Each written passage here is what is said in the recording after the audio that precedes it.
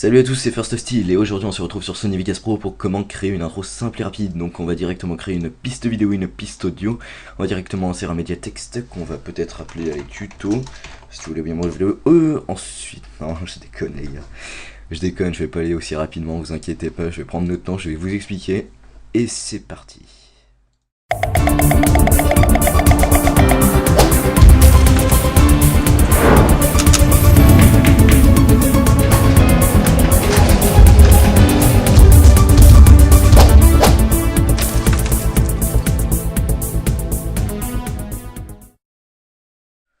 Donc, après cette blague complètement pourrie que je viens de vous faire, on va procéder au tutoriel. Donc, comment créer une intro de manière rapide, une belle intro, vous inquiétez pas, il y aura tout.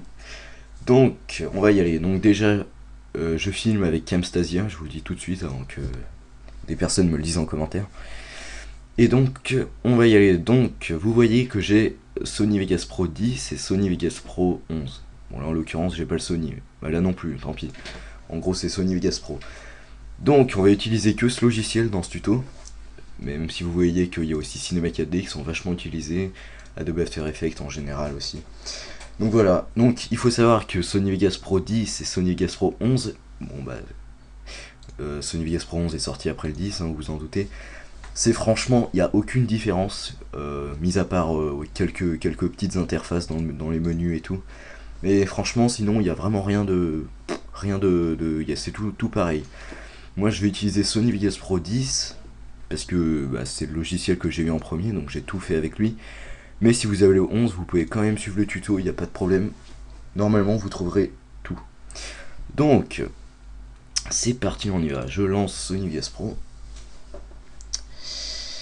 Et vous voyez que moi, ma barre temporelle est en haut, vous, elle est probablement en bas. Si vous n'avez pas touché, si vous avez rien touché dans les options, votre barre temporelle est censée être en bas par défaut. Donc je vais juste vous montrer, ou là ça fait longtemps, mais si je vais m'en souvenir. Donc si vous voulez l'avoir en haut comme moi, vous allez dans Options, ensuite vous allez dans Préférences, ensuite dans Affichage, voilà, et là, si vous voulez l'avoir en bas, vous cochez Afficher la barre temporelle en bas de la fenêtre principale. Vous faites appliquer. Et là vous voyez que la vidéo maintenant est en haut et la barre temporelle en bas. C'est inverser les deux. Après c'est selon vos préférences, il y a pas de, ça change rien, c'est que les préférences. Moi je préfère quand elle est en haut. C'est juste une préférence comme ça, je vais pas savoir pourquoi. Donc voilà. Maintenant. Donc bah du logiciel. Qu'est-ce que je peux vous dire, je ferais peut-être, donc là je vais plutôt parler des intros, mais je ferais peut-être une vidéo sur le logiciel pour un peu dire toutes les bases qu'il faut connaître, par exemple comment faire des ralentis, des accélérés et tout. Donc après ouais, je ferai peut-être une vidéo à part complètement là-dessus, mais là ce sera surtout une intro que je voulais vous faire faire. Donc c'est parti. Déjà on va créer, insérer, vous faites clic droit dans la barre temporelle, insérer une piste vidéo. Donc vous refaites pareil et vous continuez. Et pour l'intro, donc ce sera une intro pas basique en fait, il y aura quand même un minimum de travail à faire pour avoir l'intro, mais elle est vachement sympa quand elle est bien faite. Et puis elle est pas longue en fait. Une fois qu'on a compris le truc, c'est vraiment facile de la faire. Donc on va insérer comme ça 9 pistes vidéo. Vous allez comprendre pourquoi, vous inquiétez pas. Donc on continue, on insère 9 pistes vidéo. Donc toujours le même principe, clic droit, insérer une piste vidéo, voilà. Donc maintenant qu'on a nos 9 pistes vidéo, vous allez prendre par exemple une vidéo à vous que vous avez tournée ou une vidéo que vous avez tout simplement. Donc moi je vais la prendre dans Fraps, par exemple je vais prendre celle-ci. Parce qu'avant je viens de faire un essai pour bien me remémorer tout comment faire en fait. Donc voilà, je vais prendre cette vidéo et pour enlever la bande son, parce que regardez, si vous maintenez le clic gauche sur la vidéo et que vous bougez, ça bouge la bande son en même temps. Donc pour dissocier les deux, vous maintenez U enfoncé, vous cliquez sur l'audio, vous maintenez U enfoncé, vous faites clic gauche enfoncé et vous bougez. Voilà, comme ça, vos deux pistes sont dissociées. Et nous, on n'en a rien à foutre de l'audio. Hop là, on y supprime. Hop. Est-ce que j'ai toujours... Voilà, j'ai mes 9 pistes vidéo. Il fallait supprimer la piste audio, désolé, je vais un peu vite parce que je me rends pas bien compte. Donc fallait supprimer la piste audio parce que voilà, elle servait complètement à rien pour ce qu'on va faire. Donc, maintenant, on va faire une intro de environ... Donc là, vous bougez toujours, maintenant clic gauche enfoncé. On va se mettre vers... allez. Regardez, dans la vidéo en bas à droite, dans les petites commandes qui sont en dessous, ici il y a image précédente, c'est vachement utile. Vous voyez que quand je clique, il y a un dixième, je veux dire, pardon, en moins. Et pareil quand vous montez un centième en plus. Voilà. Donc on va faire comme ça pour les... Vous n'êtes pas obligé de faire comme moi, je suis vachement... Là j'y vais vachement dans le détail, mais... Bref, voilà, vous mettez 15 secondes environ. Donc ensuite, vous cliquez... Hop, voilà, 15-29. Et vous cliquez sur S. Donc sur S pour séparer, pour couper en fait, fractionner, comme vous l'appelez comme vous voulez. Couper, fractionner votre bande audio en ce point là. Donc voilà, et vous faites ça pour les 9 pistes. C'est parti, vous descendez, là vous maintenez clic gauche, vous descendez, vous la mettez dans l'autre piste en bas, S, vous maintenez, oula, voilà, vous maintenez S, vous maintenez S, vous maintenez S, voilà, voilà, hop, hop, hop, et hop là. Et ce qui reste, on y supprime pour l'instant. En fait, je vais vous expliquer après ce que je veux faire. Et après, recopiez pas tout comme ce que je fais moi. Ce sera selon vos préférences que vous ferez l'intro. Vous allez comprendre après, vous inquiétez pas. Donc, une fois qu'on a nos 9 pistes audio qui sont séparées, vous voyez que on n'en voit qu'une. Donc en gros, on voit celle d'en haut.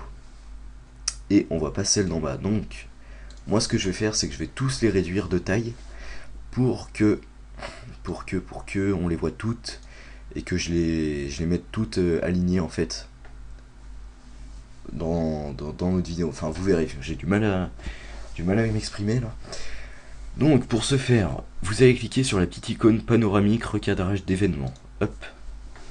Vous bougez avec votre molette, vous reculez. Je suis désolé, des fois j'ai des petits problèmes de molette, c'est pas bien grave. Et en largeur, vous voyez la position. En largeur, moi je vais mettre 2100. Hop là. Donc vous voyez que là, la vidéo que je viens de rétrécir, c'est celle-ci, vous la voyez ici, les contours. Et il y a celle de derrière qui est juste derrière. Donc celle où on voit là juste derrière, c'est la deuxième. J'ai vraiment du mal à parler, je suis désolé. Donc voilà.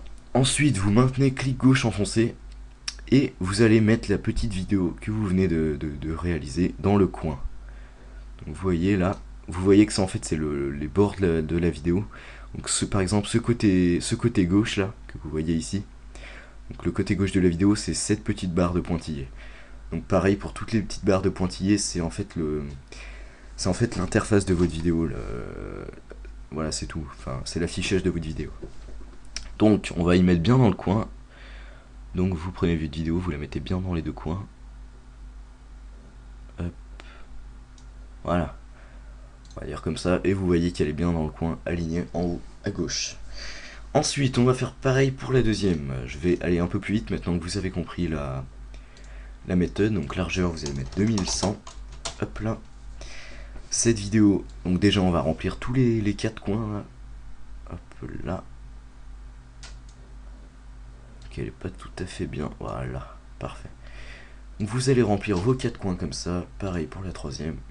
2100. Hop là. Donc celle-ci on va la mettre entre les deux. Donc là par exemple, il vaut mieux regarder directement la vidéo quand on bouge. Même si là c'est un petit peu lent parce qu'en même temps que je filme et puis en même temps là il y a beaucoup de choses à calculer dans toutes les vidéos. Pourtant j'ai un ordi assez puissant donc voilà. Vous aussi probablement ça va forcément bugger un peu quand vous ferez ça. Donc cette vidéo on va les mettre entre les deux. Donc on regarde. Hop, on descend. Hop là. essayez que ce soit bien symétrique des deux côtés là. Par exemple là j'essaie de bien regarder, mais ouais si allez c'est bon. Voilà, donc ensuite on a fait comme ça 3 vidéos, on va y faire avec les 9. On continue. Donc vous voyez que pour mieux vous retrouver quand vous avez beaucoup de bandes vidéo comme ça et que vous faites ça, une fois que vous avez réédité le panoramique recadrage d'événements de la vidéo, et ben il y aura une petite couleur bleue qui aura apparu. Vous voyez là je l'ai pas fait, donc c'est blanc et là c'est bleu. Donc voilà, ça c'est bien pour se repérer quand on fait ça. Donc c'est très important de mettre toujours les mêmes largeurs. Vous pouvez mettre celles que vous voulez, mais c'est ultra important de mettre toujours les bonnes largeurs, que ce soit tout identique selon les vidéos. Donc on fait pareil, cette vidéo là on va la mettre en bas à gauche. Hop là, c'est bon. On descend. Hop, pareil pour elle, 2100. Hop là.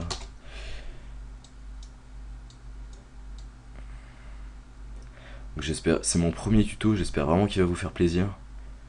Et je pourrais probablement vous en faire d'autres sur d'autres logiciels. Hein. Il suffira de me demander. S'il y a des choses que vous n'avez pas compris, qu'il faut réexpliquer, n'hésitez pas à me le faire partager en commentaire, pas de problème.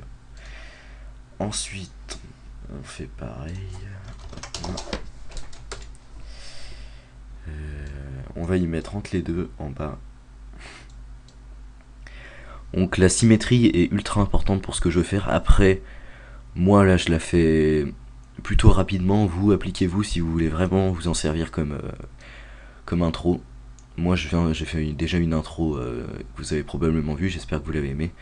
Donc avec les petites boules qui tombent, hein, c'est ma 4e intro que j'ai mis sur YouTube. Là. Essayez que ce soit vraiment symétrique. Encore un peu. Oh, ça l'est pas.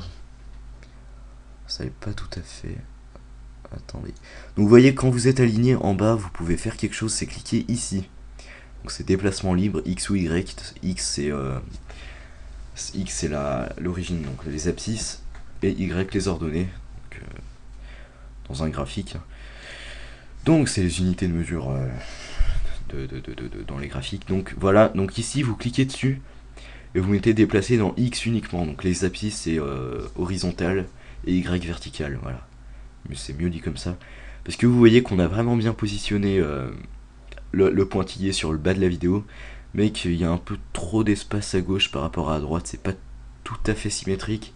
Donc comme ça au moins vous pouvez bouger que de gauche à droite, vous pouvez plus bouger de haut en bas. Donc on va bouger un peu, on va bien y mettre.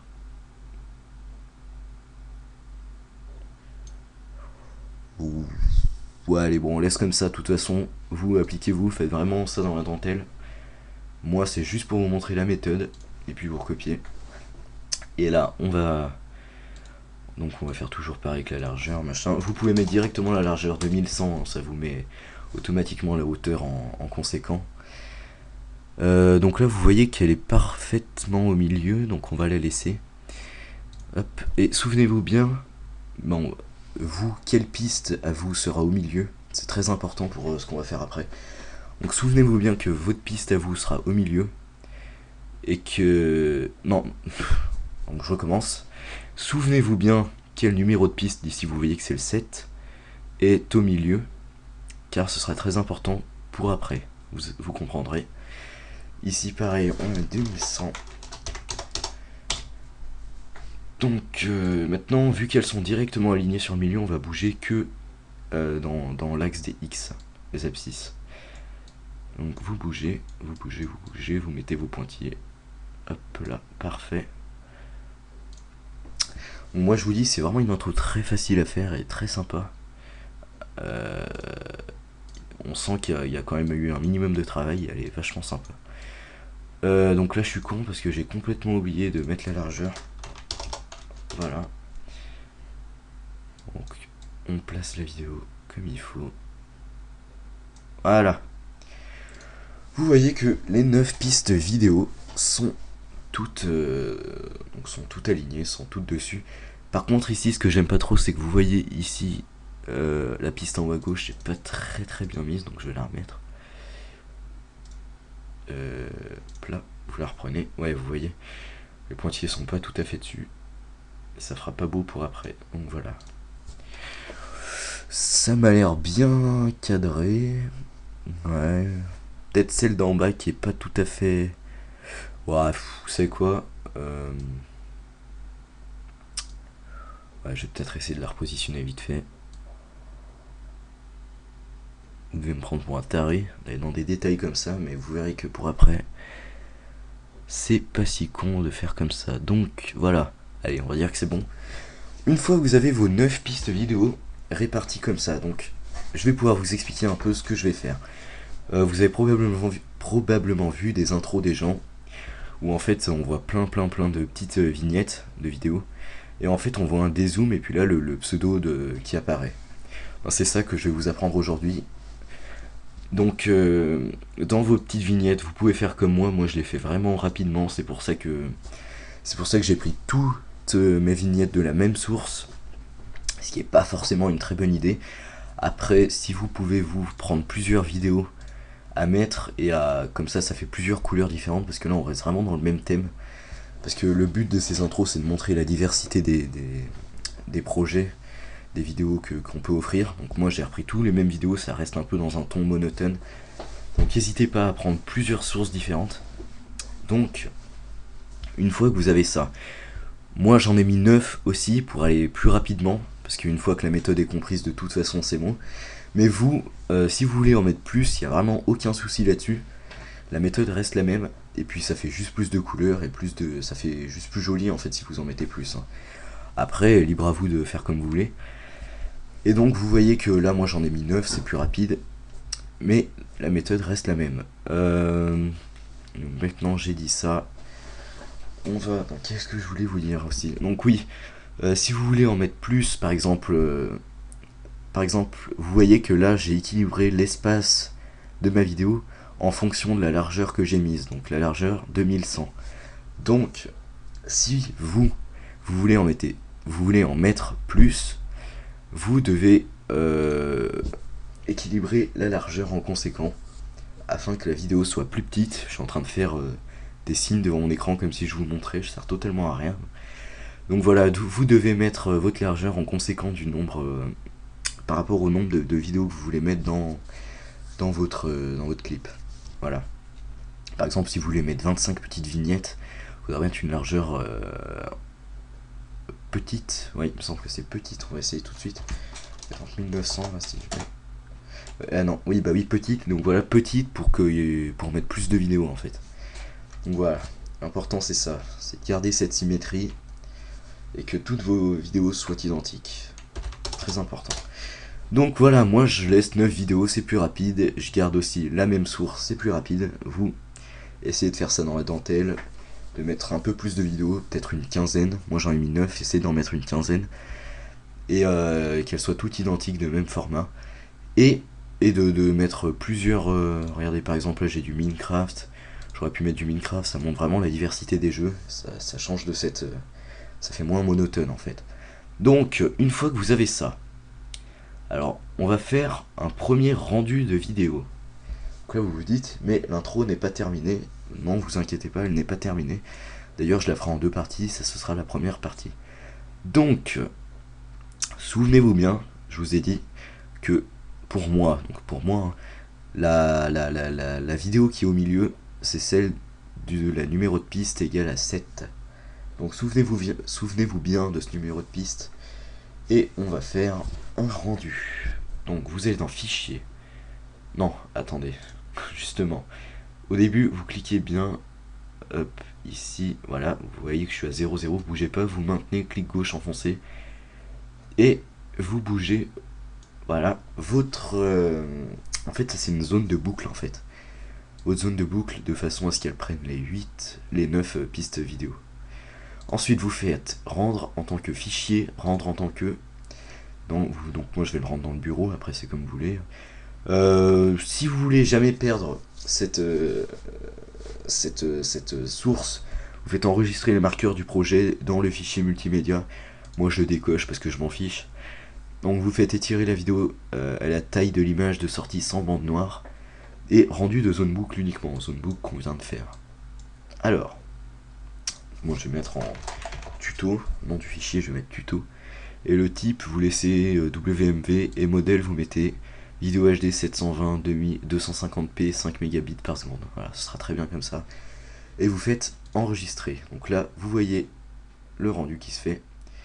Et pour vous épargner les 2 minutes qui suivent, on se retrouve juste après le rendu.